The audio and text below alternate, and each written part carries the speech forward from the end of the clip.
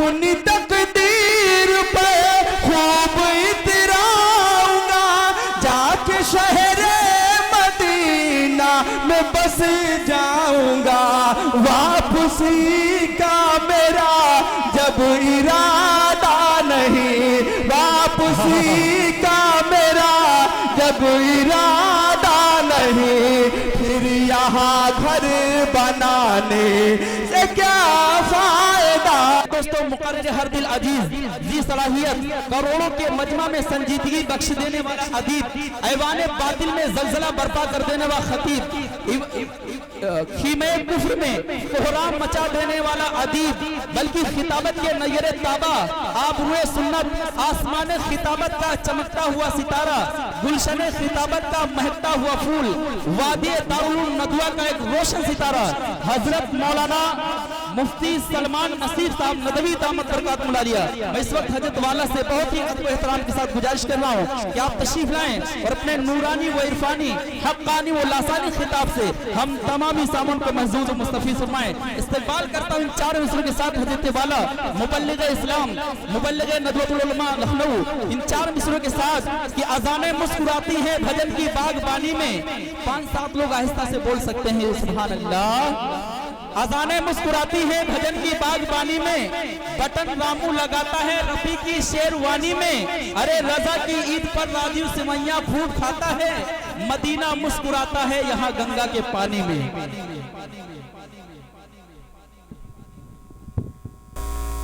ان الحمد للہ حمدا كثيرا طيبا مباركا فيه، وصلى الله تعالى على خير خلقه محمد وعلى آله وصحبه أجمعين، أما بعد، أعوذ بالله من الشيطان الرجيم، بسم الله الرحمن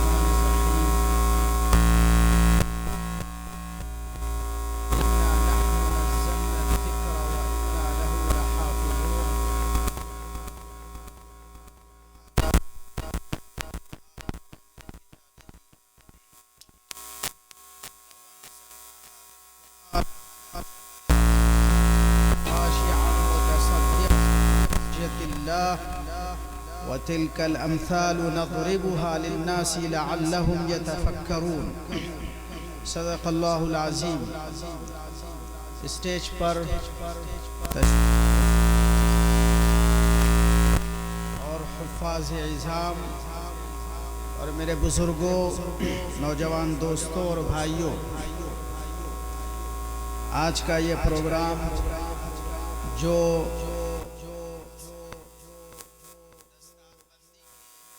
عنوان سے منعقد کیا جا رہا ہے،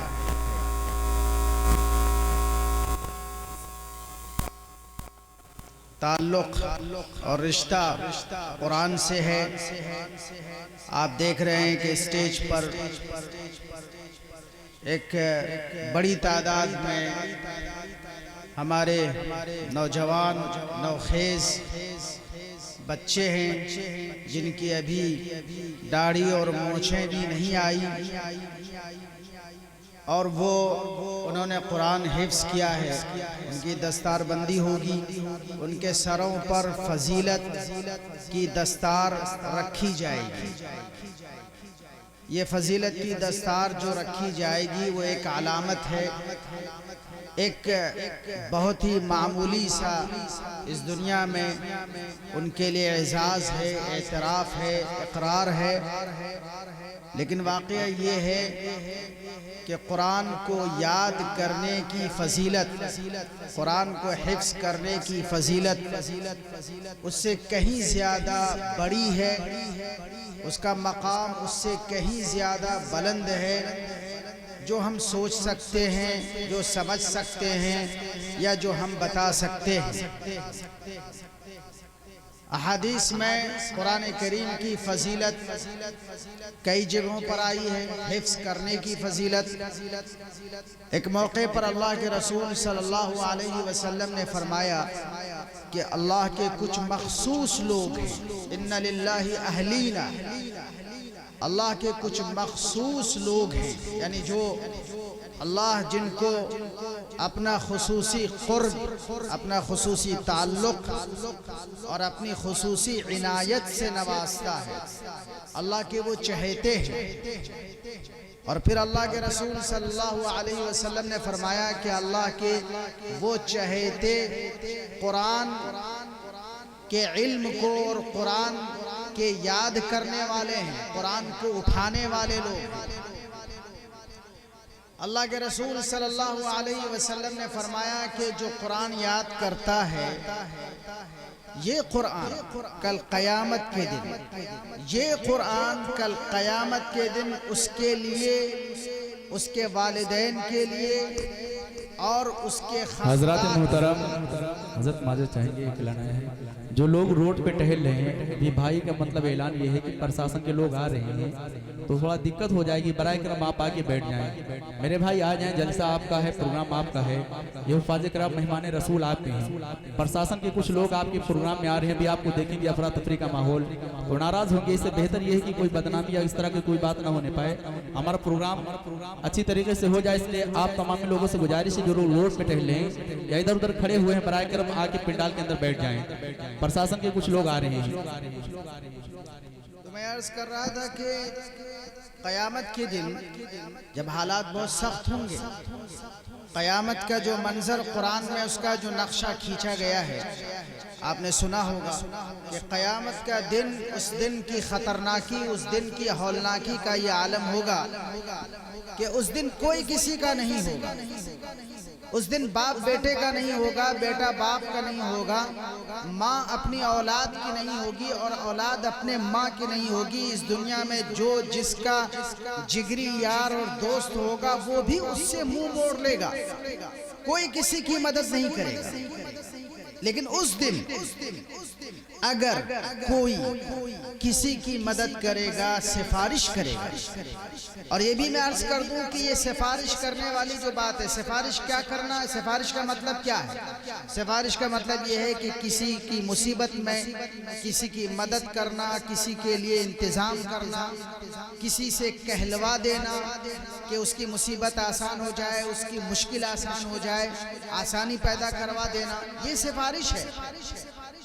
تو قیامت کے دن کسی کو سفارش کا یارہ نہیں ہوگا، دوست یار خاندان اور رشتہ دار وہ تو ساتھ دیں گے ہی نہیں، یہاں تک کہ اللہ کے وہ بندے، جو اللہ کی وہ مخلوق جو اللہ کی نافرمانی نہیں کرتی، وہ صرف اور صرف اللہ کی اطاعت کرتی ہے، یعنی فرشتے، اور یہاں تک کہ انبیاء کرام وہ بھی اللہ کی اجازت کے بغیر سفارش نہیں کر پائیں، اللہ اجازت دے گا اور اللہ اپنی اجازت جب مرحمت فرمائے گا تبھی وہ سفارش کر سکتے ہیں، اور اسی بات کی سفارش کر سکتے ہیں جو جائز ہو، جو درست ہو اور جو حق ہو، اور پھر اگر اللہ چاہے گا تو ان کی سفارش کو قبول فرمائے گا، ورنہ اللہ اگر چاہے تو ان کی سفارش کو رد کر دے۔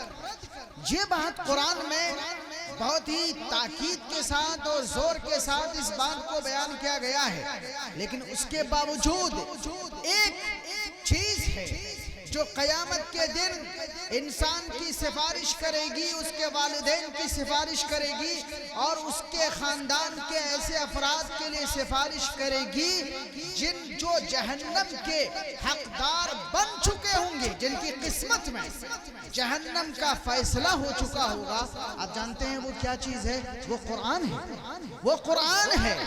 اللہ کے رسول صلی اللہ علیہ وسلم نے فرمایا کہ یہ قرآن سفارش کرے گا، یہ سفارشی بنے گا قرآن یاد کرنے والے کے لیے، ان کے والدین کے لیے، ان کے رشتہ داروں کے لیے، اور یہ کب؟ جب انسان سب سے زیادہ ضرورت مند ہوگا، وہاں پر کوئی پوچھنے والا نہیں ہوگا، وہ ایک ایک نیکی کا، ایک ایک مدد کا، ایک قطرہ پانی کا وہ محتاج ہوگا۔ اس وقت اس کو اگر کہیں سے کوئی مدد مل جائے، سفارش مل جائے تو کتنی بڑی یہ اس کے لیے بھلائی کی بات ہوگی، خیر کی بات ہوگی. ایسے میں جس نے یہاں قرآن یاد کیا ہوگا وہ اور اس نے اس قرآن کو پڑھا ہوگا, یاد رکھا ہوگا, اس پر عمل کیا ہوگا, تو یہ قرآن اس کے لیے سفارش کرے گا اللہ تعالیٰ سے, اور اس کی سفارش اللہ قبول فرمائے. یہ ہے قرآن یاد کرنے کی فضیلت. اور اللہ کے رسول صلی اللہ علیہ وسلم نے فرمایا کہ جو حافظ قرآن ہوں گے, جن کو قرآن یاد ہوگا, تو اللہ تعالیٰ فرمائے گا کہ تو قرآن پڑھتا جا, اور جیسے جیسے تو قرآن پڑھتا جا جنت کے درجات یعنی زینوں پر تو چڑھتا جا. جتنی آیتیں وہ پڑھتا جائے گا وہ جنت کے زینوں پر اس اوپر چڑھتا چلا جائے گا, اس کا مقام بلند سے بلند تر ہوتا چلا جائے گا. تو قرآن یاد کرنے کی فضیلت اتنی ہے احادیث میں. اور اللہ کے رسول صلی اللہ علیہ وسلم نے فرمایا خیرکم من تعلم القرآن وعلمہ, تم میں سب سے بہتر وہ ہے جو قرآن سیکھتا ہے, جو خود قرآن سیکھتا ہے اور پھر قرآن دوسروں کو سکھاتا ہے. تو قرآن سیکھنے والا اس کی بھی فضیلت ہے, اور قرآن سکھانے والا جو اساتذہ ہیں ان کی بھی فضیلت ہے, اور جو بچہ قرآن سیکھ رہا ہے ان کے والدین ان کے لیے بھی فضیلت ہے. اور جس خاندان کے بچے نے قرآن یاد کیا ہے اس خاندان کے لیے بھی نیک نامی ہے, اور اس کے لیے عزت کا سبب ہے, بلندی کا سبب ہے, مغفرت کا سبب ہے, اور نجات کا ذریعہ ہے کل قیامت کے دن, اس دنیا میں بھی اور آخرت میں بھی. یہ ہے قرآن کو یاد کرنے کا مقام اور اس کا رتبہ اور اس کی فضیلت.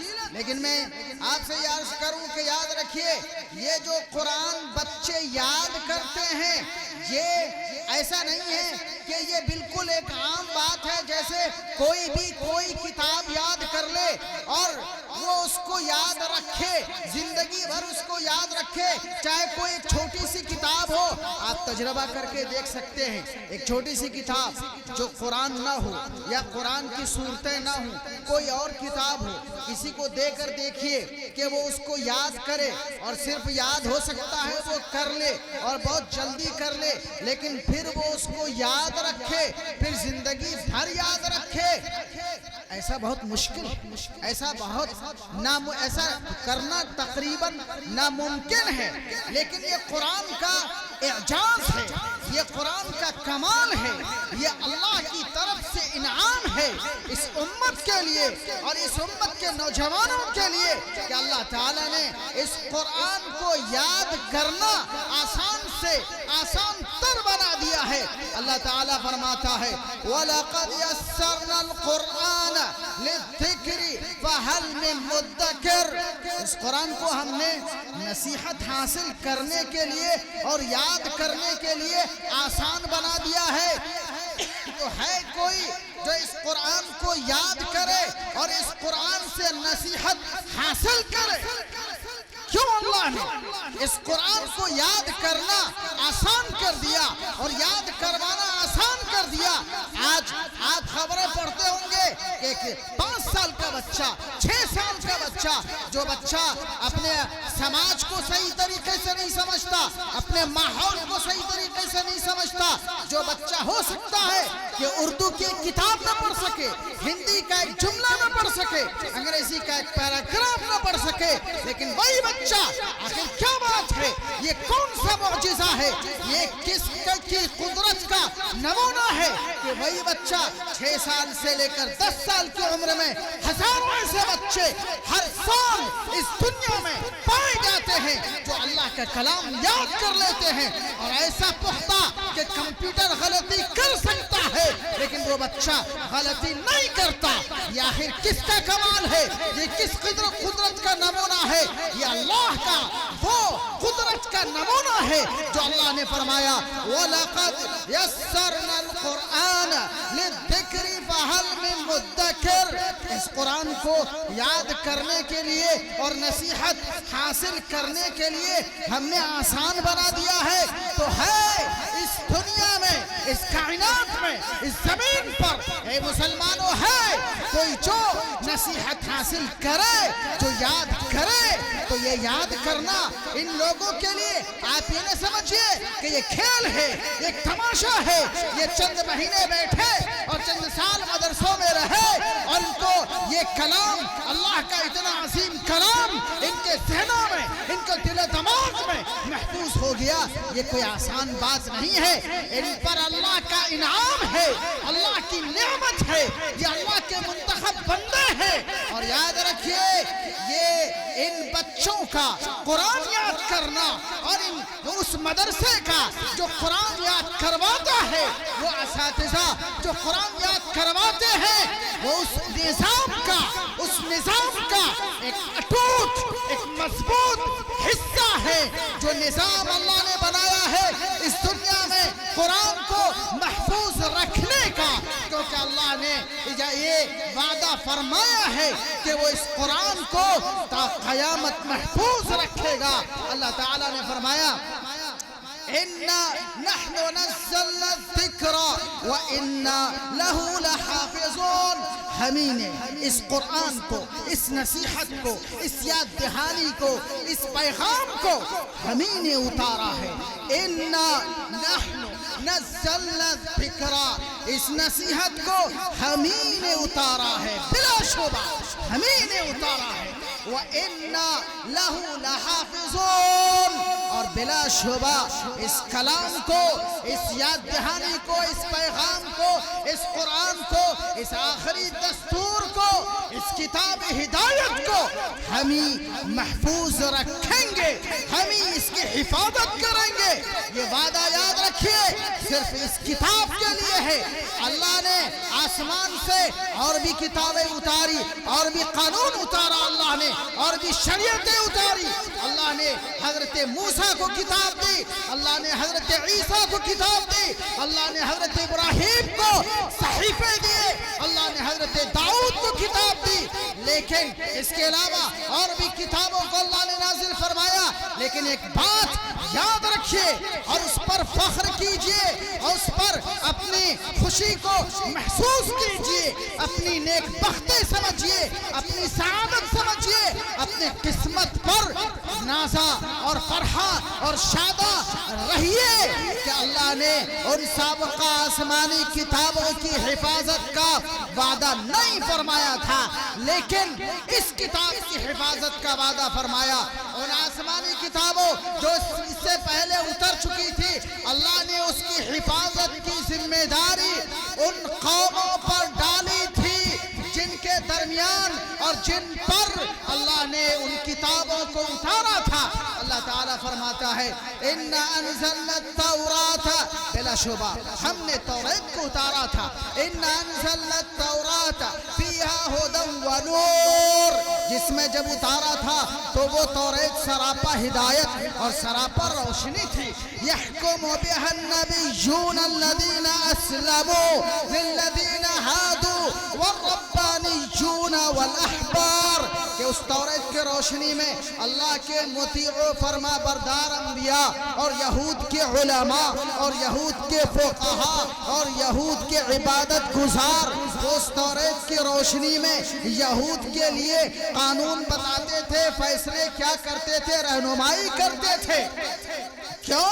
اس لیے کہ آگے اللہ تعالیٰ فرماتا ہے بِمَا اسْتُحْفِظُوا مِنْ كِتَابِ اللَّهِ، اس لیے کہ ان انبیاء سے اور یہود کے ان علماء سے اور فقہاء سے یہ مطالبہ کیا گیا تھا کہ وہ اس توریت کی حفاظت کرے۔ فرق محسوس کیجئے، میں کیا کہنا چاہ رہا ہوں کہ توریت کا تذکرہ آیا تو اللہ فرماتا ہے کہ ان کے علماء سے، ان کے فقہاء سے اللہ نے یہ مطالبہ کیا تھا کہ وہ اس کتاب کی حفاظت کرے۔ یہی مطالبہ عیسائیوں سے انجیل کے بارے میں کیا گیا تھا، یہی مطالبہ زبور کے سلسلے میں کیا گیا تھا، یہی مطالبہ حضرت ابراہیم کے صحیفوں کے بارے میں کیا گیا تھا کہ ان کی قوموں سے کہا گیا جن پر وہ کتاب اتاری گئی کہ تمہیں اس کتاب کی حفاظت کرنی ہے۔ اللہ نے یہ نہیں فرمایا کہ میں حفاظت کروں گا، لیکن جب قرآن اتارا تو اللہ تعالیٰ نے فرمایا اِنَّا نَحْنُ نَزَّلْنَا الذِّكْرَ وَإِنَّا لَهُ لَحَافِظُونَ، ہمیں نے اس قرآن کو، اس پیغام کو، اس نصیحت کو، اس یاد کو، اس عبرت اور موعظت کے سامان کو ہمیں نے اتارا ہے اور ہمیں اس کی حفاظت کریں گے۔ صرف یہ نہیں، اللہ نے آگے فرمایا ایک دوسرے موقع پر حضرت محمد عربی صلی اللہ علیہ وسلم سے خطاب کرتے ہوئے اللہ تعالیٰ نے کہا، اس وقت جب اللہ کے رسول پر قرآن اترتا تھا اور اللہ کے رسول اس ڈر سے کہ قرآن کا کوئی لفظ کہیں یاد کرنے سے رہ نہ جائے، جب قرآن کے الفاظ اترتے اور وحی اترتی تو اللہ کے رسول جلدی جلدی اس کو دہرانے کی کوشش فرماتے، تو اللہ تعالیٰ نے کیا فرمایا، اے محمد آپ جلدی مت کیجئے، آپ مت گھبرائیے کہ کوئی لفظ رہ جائے گا، کوئی نقطہ چھوٹ جائے گا، کوئی زبر زیر اور پیش میں فرق ہو جائے گا، آپ اس کی فکر نہ کیجئے۔ کیوں؟ اس لیے کہ اس کو محفوظ کرنے کی ذمہ داری ہماری ہے۔ اللہ نے فرمایا لا تحرک به لسانک لتعجل به، اے محمد اس قرآن کو جلدی جلدی یاد کرنے کے لیے اور اس فراق میں، اس کوشش میں آپ اپنی زبان جلدی جلدی مت چلایا کیجئے، اپنی زبان کو حرکت مت دیا کیجئے۔ کیوں؟ اس لیے کہ اللہ نے آگے فرمایا اِنَّ عَلَيْنَا جَمْعَهُ وَقُرْآنَهُ، اس قرآن کو محفوظ کرنا۔ یہاں یاد رکھیے، میں آگے کی بات بتانا چاہ رہا ہوں آپ کو کہ اللہ نے صرف اس کے الفاظ کو محفوظ رکھنے کا وعدہ نہیں فرمایا بلکہ تین چیزوں کا وعدہ فرمایا ہے۔ نمبر ایک کہ قرآن کے الفاظ بھی محفوظ رہیں گے، نمبر دو قرآن کی قرات یعنی پڑھنے کا جو طریقہ ہے وہ بھی محفوظ رہے گا، اور نمبر تین قرآن کا جو مفہوم ہے، قرآن کا جو معنی ہے، قرآن کی جو تشریح ہے، قرآن کی جو تفسیر ہے وہ بھی محفوظ رہے گی۔ اللہ تعالیٰ نے فرمایا فَإِنَّ عَلَيْنَا جَمْعَهُ وَقُرْآنَهُ، اس قرآن کو محفوظ کروانے کی ذمہ داری آپ کے سینے میں، آپ کے دل و دماغ میں، یہ ذمہ داری ہم پر ہے، اس کو پڑھوانا یہ ذمہ داری ہمارے اوپر ہے۔ فَإِذَا قَرَأْنَاهُ فَاتَّبِعْ قُرْآنَهُ، تو جب ہم آپ کو قرآن پڑھوائیں تب آپ پڑھا کیجئے۔ ثُمَّ إِنَّ عَلَيْنَا بَيَانَهُ، پھر اس قرآن کے معنی کو بیان کرنا، تشریح کرنا، تفسیر کرنا، لوگوں کے دلوں میں اس کے مفہوم کو اتارنا، صحیح مفہوم کو تمام دنیا کے لوگوں تک منتقل کرتے رہنا، یہ ہمارے اوپر ذمہ داری ہے۔ یہ کون وعدہ فرما رہا ہے؟ یہ خالق کائنات جس نے اس زمین کو بنایا، آسمان کو بنایا، سورج کو بنایا، تاروں کو بنایا اور اس کی حفاظت فرماتا ہے۔ ایک سورج اور چاند اور تارے آپس میں نہیں ٹکراتے، لاکھوں نہیں، کروڑوں نہیں، اربوں تاروں کا نظام، یہ کھربوں تاروں کا نظام آسمان میں ہے۔ وہ ایسا قادر ہے، ایسا قدرت والا ہے، ایسی حکمت والا ہے کہ اس نے کائنات کے نظام کو سنبھال رکھا ہے، محفوظ رکھا ہے۔ اس خالق نے جب وعدہ کیا ہے قرآن کی حفاظت کا تو ظاہر ہے اس کی حفاظت کا اللہ نے انتظام بھی فرمایا ہے، اور وہ انتظام کیا ہے؟ وہ انتظام یہ وہ مدارس ہیں جہاں پر ایک شکل ہے۔ میں یہ نہیں کہتا کہ ہر دور میں یہی شکل رہی ہے، شکلیں بدلتی رہتی ہیں، کبھی مسجد میں، کبھی مدرسوں میں، کبھی خانقاہوں میں، کبھی پہاڑوں کی چوٹیوں پر، اور کبھی غاروں میں، اور کبھی سمندر کے سینوں پر، اور کبھی فضائے بسیط میں شکلیں بدل سکتی ہیں، لیکن آج کے اس دور میں اللہ نے قرآن کی حفاظت کی جو شکلیں اختیار فرمائی ہے ان میں یہ مدرسے بھی ہیں جہاں قرآن یاد کیا جاتا ہے اور یاد کروایا جاتا ہے۔ تو یہ بچے جو قرآن یاد کرتے ہیں، یہ اساتذہ جو قرآن پڑھواتے ہیں، تو یہ اس نظام کا ایک حصہ ہے جس نظام کے ذریعے اللہ اس قرآن کو محفوظ فرماتا ہے۔ یہ اس لشکر کا ایک اٹوٹ ایک دستہ ہے، اور یاد رکھیں دنیا میں کوئی کتاب ایسی نہیں جو اتنی پڑھی جاتی ہو اور اتنی سنی جاتی ہو، اتنی تلاوت کی جاتی ہو، جتنا ایک رات میں रमजान की एक रात में, सिर्फ एक रात में जितना कुरान पढ़ा जाता है और जितना सुना जाता है और जितनी तिलावत की जाती है, रिसर्च से ये बात साबित है कि दुनिया में कोई किताब नहीं पढ़ी जाती, उतनी नहीं पढ़ी जाती। और इस बात की तरफ अल्लाह ताला ने इशारा फरमा दिया था कि कुरान कैसे महफूज रहेगा। कुरान की हिफाजत के दो रास्ते, कुरान की हिफाजत के दो रास्ते, और वो दो रास्ते कुरान के नाम से वाज़ेह हैं। कुरान का यानी वो आसमानी आखिरी वही जो अल्लाह के नबी मोहम्मद अरबी सल्लल्लाहु अलैहि वसल्लम पर उतरा, उसका सबसे मशहूर नाम क्या है? मशहूर नाम है कुरान। और कुरान का क्या मतलब है? कुरान का मतलब है वो किताब जो पढ़ी जाए, वो किताब जो पढ़ी जाए। और दूसरा जो मशहूर नाम है इस आखिरी पैगाम का, वो नाम दूसरा मशहूर नाम है अल किताब, ज़ालिकल किताब ला रैब फीह, अल किताब। और किताब का माना है वो मतलब है, मफ़हूम है वो जो लिखा जाए। तो अल्लाह ताला ने इशारा कर दिया इन दोनों नामों से कि इस कुरान की हिफाजत के दो रास्ते हैं। नंबर एक कि उसको पढ़ा जाए, खूब पढ़ा जाए, याद किया जाए, उसको सीनों से लगाया जाए, उसको आंखों से लगाया जाए, जुबान से पढ़ा जाए, दिल से पढ़ा जाए और अपने ज़हन दिमाग में उसको उतारा जाए। और दूसरा तरीका कि उसको लिखा जाए सहीफों की शक्ल में। चुनांचे आपको हैरत होगी कि जब कुरान नाज़िल होना शुरू हुआ तो अल्लाह के रसूल सल्लल्लाहु अलैहि वसल्लम ने शुरू दौर में ये मना फरमा दिया कि देखो मेरी बातें मत लिखना, पहले कुरान लिखो, इसलिए कि कुरान को लिखकर महफूज करना है। तो यही दो रास्ते हैं कुरान की हिफाजत का। नंबर एक सीनों में महफूज करना, नंबर दो सत्रों में महफूज करना। ये वो दो इंतजामात है जिसकी बुनियाद पर अल्लाह ने इस कुरान को महफूज रखा है। ये एक शक्ल है, ये दोनों, इसमें तब्दीली भी हो सकती है। तो याद रखिए जिन बच्चों ने कुरान हिफ्ज किया वो मुबारकबाद के मुस्तहिक है कि वो इस निज़ाम का हिस्सा बने, और जिन असातिज़ा ने पढ़ाया वो भी मुबारकबाद के मुस्तहिक हैं कि अल्लाह के उस अजीम निज़ाम के वो हिस्सा बने।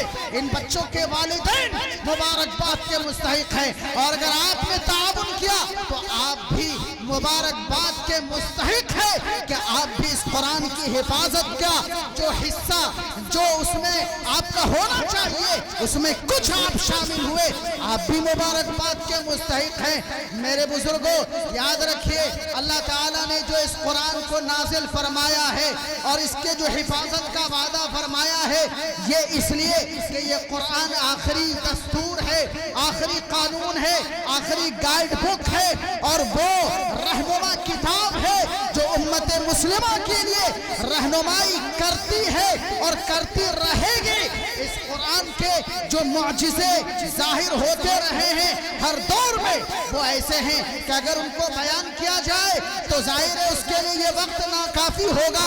कुरान का एक सबसे बड़ा मुअजिज़ा ये है कि कुरान में गैर मामूली तासीर है, यानी कुरान असर डालता है, कुरान दिलों पर हुकूमत करता है, कुरान दिलों को लर्ज़ाता है, कुरान दिल को धड़काता है, कुरान दिमाग को छेड़ता है, कुरान इंसान के जिस्म में, रूह में, ज़मीर में तब्दीली पैदा करता है। और अगर आपको इसका यकीन न हो तो तारीख उठाकर पढ़िए, आपको मिलेगा उस दौर में जब कुरान की सबसे ज्यादा मुखालफत की गई, यानी जब कुरान नाजिल हो रहा था उस दौर में अगर आप देखेंगे तो आपको कुरान का ये असर मिलेगा कि कुरान दिल को, दिल की दुनिया को ज़ेरो ज़बर कर देता है, दिल की दुनिया में कुरान एक हंगामा बर्पा कर देता है।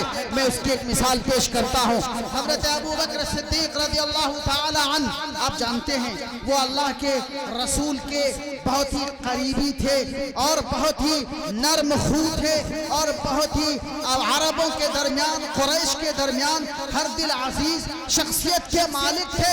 लेकिन जब उन्होंने इस्लाम कबूल किया और ईमान का ऐलान किया तो उनके साथ क्या सूरत हाल पेश आई, नौबत यहाँ तक आई कि उनको मक्का छोड़ने की नौबत आ गई कि वो मक्का छोड़कर जाने लगे। क्या अब मक्के में हमारा गुजारा नहीं होगा?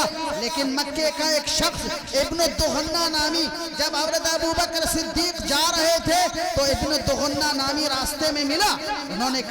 उसने कहा कि आप कहाँ जा रहे हैं? तो उन्होंने कहा मैं मक्का छोड़ रहा हूँ। लेकिन उसने कहा कि आप जैसा शख्स न मक्का छोड़ सकता है, न आपको मक्के से निकाला जा सकता है।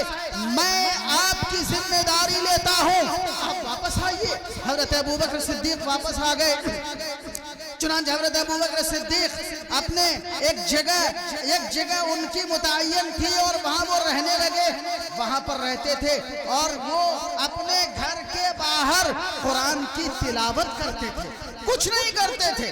न दावत का काम उन्होंने उस वक्त कर रहे थे, न तबलीग का काम के लोगों को बुलाएं दीन की तरफ, लोगों के मजमे में जाकर कुरान सुनाएं, कुछ नहीं। अपने घर के सामने कुरान पढ़ते थे वो।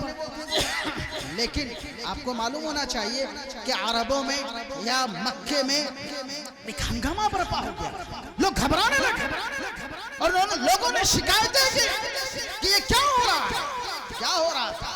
वो ये रहा था, हज़रत अबू बकर जब घर के सामने कुरान पढ़ते थे तो उनके कुरान पढ़ने की तासीर से और उसके असर से वहाँ के नौजवान, वहाँ के लड़के और वहाँ की बच्चियाँ भीड़ लगाती थी और वो कुरान सुनने के लिए खड़े हो जाते थे।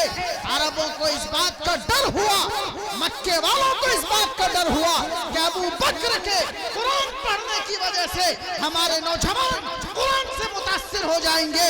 सिर्फ क्या, कुरान का पढ़ना, कुरान पढ़ने से उनको डर लगने लगा और उन्होंने शिकायत की कि हम इस बात की इजाजत नहीं दे सकते कि अबू बकर अपने घर के सामने बुलंद आवाज से कुरान की तिलावत करें। ये क्या है? ये कुरान की हुकूमत है, ये कुरान की हुक्मरानी है जो दिलों पर हुकूमत करता है। हज़रत उमर का किस्सा आपको मालूम है, मैं तफसील में नहीं जाऊंगा। हज़रत उमर इस्लाम के खिलाफ शुरू में वो भी खड़े हुए और सख्त उन्होंने मुखालफत की और यहाँ तक कि जब उनको खबर मिली कि उनकी बहन और उनके बहनवई उन्होंने खुद इस्लाम और ईमान कबूल कर लिया है तो तैश के आलम में वो उनके घर गए। कहाँ? अपनी बहन के घर। वहाँ पर उन्होंने जाकर पूछा अपनी बहन से कि क्या तुमने मोहम्मद की बात मान ली है, इस्लाम के कबूल कर लिया है? उनकी बहन ने जुर्रत करके कहा हाँ, हमने इस्लाम कबूल कर लिया है। हज़रत उमर जैसा शख्स जो बड़ा इंसाफ परवर और बड़ा ही मुतहम्मिल मिजाज, तहम्मुल, बुर्दबारी, दानिशमंदी, अक्लमंदी के पैकर, लेकिन वो मुखालफत में इतने आगे थे कि जब बहन ने कहा हाँ हमने इस्लाम कबूल कर लिया है तो वो तैश में आ गए और अपने बहन को मारने लगे। बहन ने कहा तुम चाहे जो कुछ कर लो, हम इस्लाम को नहीं छोड़ सकते।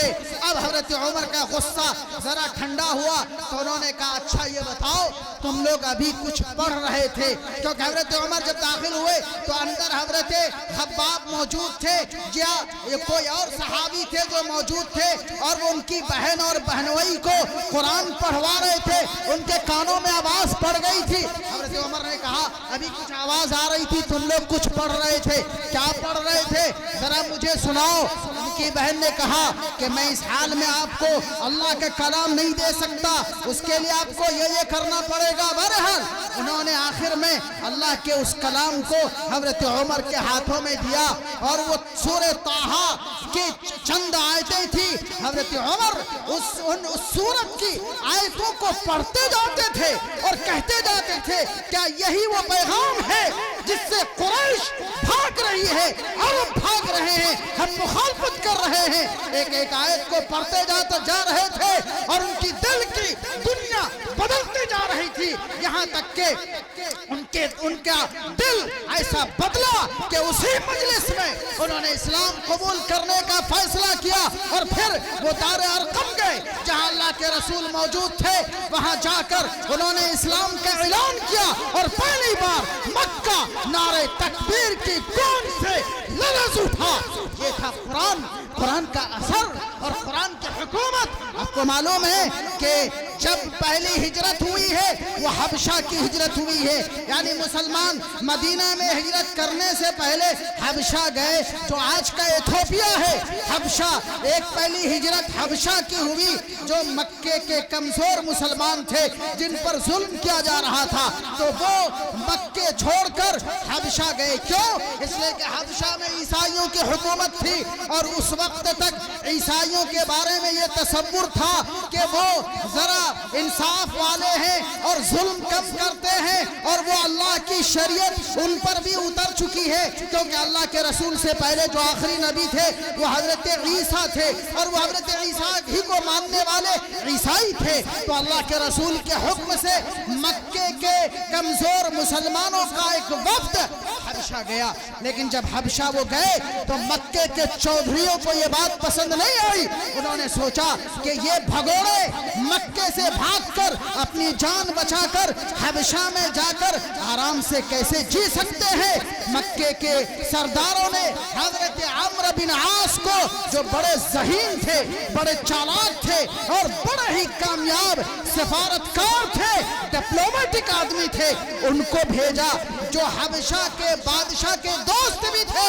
ان کو بھیجا کہ جاؤ حبشہ کے بادشاہ کے پاس جاؤ اور ان سے کہو کہ تمہارے ملک میں ہمارے ملک کے کچھ بھگوڑوں نے یعنی مسلمان انہوں نے پناہ لے لی ہے, ہمیں انہیں واپس کیا جائے اس لیے کہ یہ ہمارے باغی ہیں. عمرو بن عاص جنہوں نے اس وقت اسلام قبول نہیں کیا تھا وہ حبشہ گئے اور ہدیے تحفے لے کر گئے تاکہ حبشہ کا بادشاہ متاثر ہو جائے اور ان کے دربار کے لوگ متاثر ہو جائیں. جا کر سب کو ہدیے اور تحفوں کی رشوت دی اور پھر حبشہ کے بادشاہ کے سامنے اپنی بات رکھی کہ ہمارے ملک سے کچھ لوگ, ہمارے قبیلے کے کچھ لوگ بھاگ کر آپ کے یہاں آ گئے, براہ کرم ہمیں واپس کیا جائے. حبشہ کے بادشاہ نے ان مسلمانوں کو بلایا, مسلمانوں کا حبشہ کے بادشاہ نے بیان لیا تو حبشہ کے بادشاہ کو یہ سمجھ میں آیا کہ عمرو بن عاص جو بات کہہ رہے ہیں وہ درست نہیں ہے اور مسلمان جو کہہ رہے ہیں وہ درست ہے. تو حبشہ کے بادشاہ نے عمرو بن عاص سے کہا کہ ہم ان مسلمانوں کو واپس نہیں کریں گے. عمرو بن عاص ناکام ہو گیا. اب وہ پریشان کہ مکے میں تو لوگوں نے ہم سے بڑی امید باندھی ہے کہ عمرو بن عاص بڑے چالاک ہیں, بڑے ذہین ہیں اور حبشہ کا بادشاہ ان کا دوست ہے اور یہ ان مسلمانوں کو وہاں سے واپس ضرور لے کر آئیں گے, گھر واپسی کرائیں گے اور اگر ہم ناکام ہو گئے تو کیا منہ لے کر جائیں گے. ایک دن تو وہ ناکام ہو گیا, دوسرے دن پھر وہ دربار میں گیا, حبشہ کے بادشاہ کے دربار میں, اور جا کر کہا ایک ایسی بات چھیڑی, دھرم کی بات, مذہب کی بات, تاکہ حبشہ کا بادشاہ جو عیسائی ہے وہ اتنا بھڑکے مسلمانوں پر کہ ان مسلمانوں کو اس ملک سے نکال باہر کرے. چنانچہ عمرو بن عاص نے حبشہ کے بادشاہ سے کہا کہ بادشاہ سلامت, آپ جانتے ہیں یہ مسلمان آپ کے خدا کیونکہ عیسائی حضرت عیسیٰ کو اللہ کا بیٹا اور خدا مانتے ہیں جو ایک غلط عقیدہ ہے, اسلام اس کا مخالف ہے. تو عمرو بن عاص نے بڑا ہی شیرہ لگایا, ایک تڑکا لگایا اور چوٹ ماری. کہا جانتے ہیں یہ مسلمان آپ کے عیسیٰ کے بارے میں کیا عقیدہ رکھتے ہیں, آپ تو ان کو خدا مانتے ہیں, اللہ کا بیٹا مانتے ہیں, یہ نہیں مانتے. عمرو بن عاص یہ چاہتا تھا کہ یہ بادشاہ غصے میں آ جائے اور مسلمانوں کو نکال باہر کرے. چنانچہ بادشاہ غصے میں آیا اور درباری بھڑک اٹھے, مسلمانوں کو دوبارہ بلایا گیا. اب مسئلہ نازک تھا. مسئلہ نازک کیا ہے؟ مسلمان مکے سے آئے ہیں جہاں پر ان پر ظلم ہو رہا تھا اور یہاں آئے. اب یہاں پر اگر بادشاہ ناراض ہوا تو ظاہر ہے اس ملک سے بھی ان کو نکلنا پڑے گا اور دوبارہ اسی بھٹی میں جانا پڑے گا. اب کیا کیا جائے؟ یا تو بادشاہ کی چاپلوسی کی جائے اور بادشاہ کی خوشامد کی جائے, یا سچ بولا جائے, حق بولا جائے, حق پر قائم رہا جائے. کیا کرے مسلمان, کیا کرے صحابہ, کیا کرے وہ مظلوم؟ انہوں نے سچ کا دامن تھاما, حق کا دامن تھاما और वो फैसला किया कि हम कुरान का पेश करेंगे और कुरान को पढ़कर दिखाएंगे। बादशाह ने पूछा, बताओ तुम्हारा कुरान क्या कहता है ईसा के बारे में, तुम्हारे नबी क्या कहते हैं ईसा के बारे में, तुम्हारा अकीदा क्या है ईसा के बारे में। तो उस वक्त एक मुसलमान, एक सहाबी खड़े हुए और उन्होंने सूरह मरियम की तिलावत शुरू की और वो बयान करना शुरू किया जो मुसलमान का अकीदा है, इस्लाम का अकीदा है कि हज़रत ईसा एक नबी थे, इंसान थे, अल्लाह के कलिमा थे, वो ना अल्लाह के बेटे थे, ना अल्लाह के, न वो खुदा है, न वो अल्लाह के बेटे हैं। ये वो बातें जो इस सूरत में बयान की गई है, उन सहाबी ने पढ़ना शुरू किया और वो नजाशी हबशा का बादशाह कुरान की आयतें सुनता जा रहा था और वो सहाबी पढ़ते जा रहे थे। जब सहाबी ने नजर उठाई तो क्या देखते हैं कि हबशा का वो बादशाह, उसके आंखों से आंसू रवा है, आंसू जारी है। जब उन सहाबी ने कुरान को पढ़ना बंद किया तो हबशा के बादशाह ने एक तिनका उठाया और कहा, जो इस किताब में बयान किया गया है, जो कुरान में बयान किया गया है और जो हज़रत ईसा की हकीकत है, दोनों में इस तिनके के बराबर भी फर्क नहीं है। तुम इस मुल्क में रहो, जो तुम्हें तकलीफ पहुंचाएगा मैं उसे सजा दूंगा। और आमिर बिन आस से कहा कि मैं इन मुसलमानों को तुम्हारे हवाले नहीं कर सकता, ये मसलूम है। फिर ये कौन सा जादू था, ये कौन सी ताकत थी? ये कुरान की ताकत है, ये अल्लाह के कलाम की ताकत है, ये उसका असर है। हज़रत उमर बिन खत्ताब रज़ियल्लाहु ताला अन्हु एक बार नमाज में खड़े हुए, फजर की नमाज में खड़े हुए और उन्होंने तिलावत शुरू की और पढ़ना शुरू किया। वत्तूर व किताबिन मस्तूर फी रक्किन मंशूर वल बैतिल मामूर वस्सक़फ़िल मरफ़ूअ वल बहरिल मस्जूर इन्न अज़ाब रब्बिका लवाक़िअ मा लहू मिन दाफ़िअ यौम तमुरु अस्समाउ मौरा व तसीरुल जिबालु सैरा। हज़रत उमर पढ़ रहे हैं और लरज़ रहे हैं और पढ़ते पढ़ते उनका जिस्म कांपने लगा, उनके पैरों की ताकत निकल गई और जिस्म से ऐसा लगा कि जैसे जान निकल गई, खड़े नहीं रह पाए, दीवार के सहारे टेक लगा ली उन्होंने। और फिर सहाबा बयान करते हैं कि जब वो घर गए तो बीमार पड़ गए, कई दिन तक बिस्तर पर रहे, हम उनकी इयादत करने के लिए जाते थे। क्यों? ये कुरान की हैबत, ये कुरान का असर। इसीलिए वलीद बिन मुगीरा जो काफिर था, जो मुशरिक था, वो अल्लाह और बड़ा दानिश्वर था, बड़ा अक्लमंद था, शायर था, बड़ा समझदार था। मुशरिकों ने उसको नुमाइंदा बनाकर भेजा अल्लाह के रसूल के पास कि जाकर बात करो कि मोहम्मद अपने दीन की तबलीग छोड़ दे। तो वलीद बिन मुगीरा अल्लाह के रसूल के पास गया, अल्लाह के रसूल ने कुछ नहीं किया, कुरान की आयतें पढ़कर सुनाई। जब वलीद बिन मुगीरा बाहर निकला तो उसके साथियों ने कहा कि जरा इसका चेहरा देखो, जिस चेहरे के साथ ये गया था वापस आ रहा है, ये वो चेहरा नहीं है, इस पर मोहम्मद का जादू चल गया है। वो जादू क्या था? वो कुरान का जादू था। फिर जब वलीद बिन मुगीरा आया अपने कौम की मजलिस में तो पूछा, क्या राय है तुम्हारी? तो वलीद बिन मुगीरा ने कहा, वो शेर नहीं हो सकता, क्योंकि शेर मैं जानता हूँ, शायरों को मैं जानता हूँ, वो कहानत नहीं हो सकता, इसलिए कि काहिरों को मैं जानता हूँ। फिर क्या है वो? तो वलीद बिन मुगीरा ने बड़ा गौर किया और कहा कि देखो, अगर लोगों को बताना हो कि कुरान क्या है तो ये कह सकते हो कि वो जादू है, जादू है। वलीद बिन मुगीरा ने अगरचे दुश्मनी में ये बात कही, लेकिन वाकया ये है कि कुरान एक जादू है। जादू वो जो सर चढ़कर बोले, जादू वो जो दिलों पर हुकूमत करे। लेकिन अफसोस की बात यह है कि आज कुरान न हमारे दिमाग पर असर करता, न हमारे दिलों पर असर करता, न हमारी रूह पर असर करता। मुझे माफ किया जाए, आप माफ कीजिए, ये जो प्रोग्राम है ये हुफाज की दस्तारबंदी का प्रोग्राम है, लेकिन ये प्रोग्राम, इसका रंग क्या है, इसका ढंग क्या है? ये प्रोग्राम है या मुशारा है? हमें नाज़िम इजलास साहब میں معذرت چاہتے ہوئے عرض کروں گا کہ اگر مشاورہ کرنا ہو، اس پر داد دینا ہو اور مشاورہ کی مجلس لگانی ہو، آپ الگ مجلس لگائیے۔ اگر مشاورہ اس لیے کیا جائے کہ آپ کو یہاں پر روکنا ہے، آپ کو پروگرام میں لانا ہے اور آپ اس کے بغیر نہیں آئیں گے، تو مجھے معاف کیجئے، مجھے کہنا پڑے گا کہ عرب کے کفار شاید ان کا دل آپ سے زیادہ زندہ ہو، کیونکہ حضرت ابو بکر قرآن پڑھتے تھے اور سب وہاں کے نوجوان اکٹھے ہو جاتے تھے، لیکن یہاں حفاظ بیٹھے ہیں، آپ ان کے لیے نہیں آئیں گے، آپ مشاعرے کے لیے آئیں گے، ان کو داد دینے کے لیے آئیں گے، اور یہ مجلس ایسی ہوگی جیسے کوئی تماشا ہو رہا ہو۔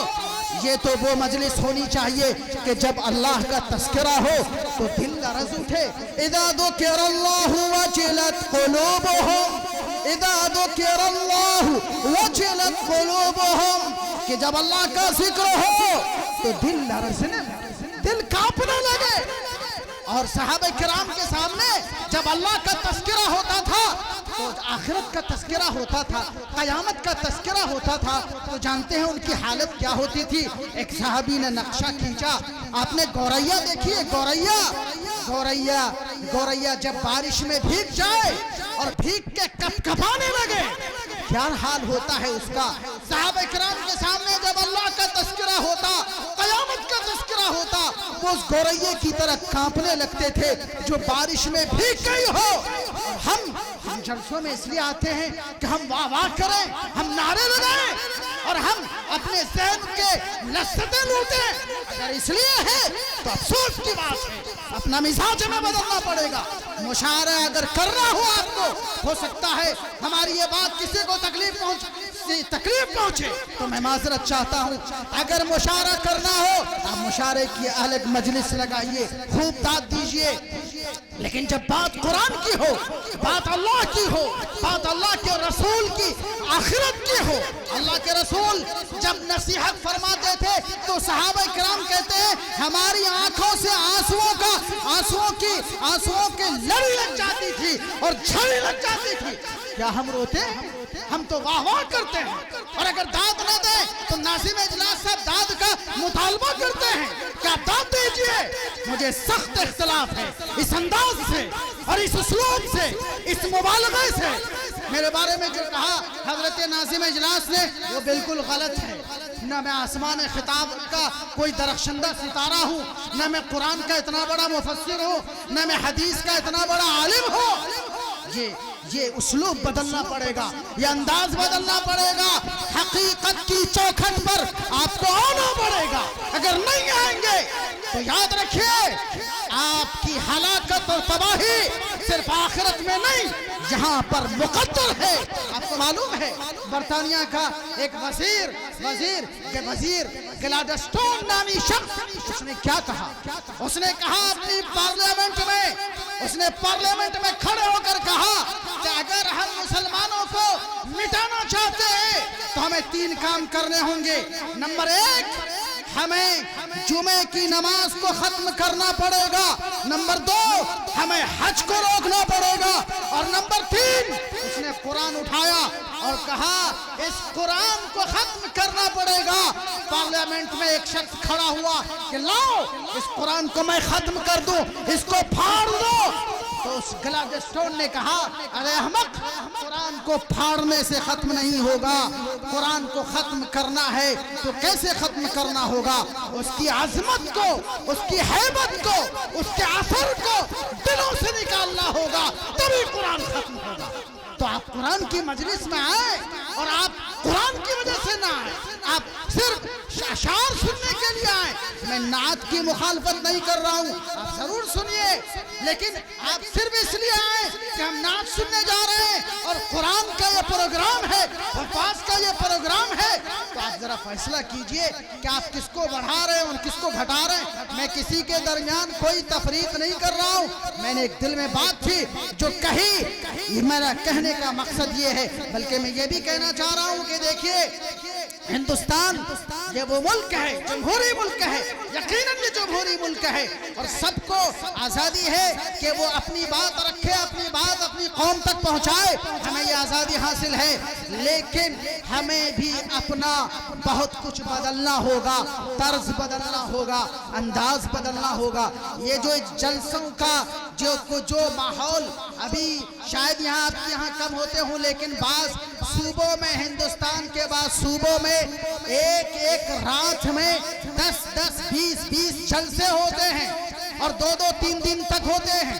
ہم لوگ پروگراموں میں جاتے ہیں اس لیے ہمیں معلوم ہے اور ان میں کتنا خرچ ہوتا ہے اور کتنے لوگوں کو بہت سے لوگوں کو تکلیف بھی ہوتی ہے۔ یاد رکھیے ہمیں بہت جلد اس صورتحال کو بھی بدلنا پڑے گا۔ سنجیدہ ہوئیے، شعور کو زندہ کیجئے، اپنے سوچ کو بدلیے، مسجدوں سے جڑیے۔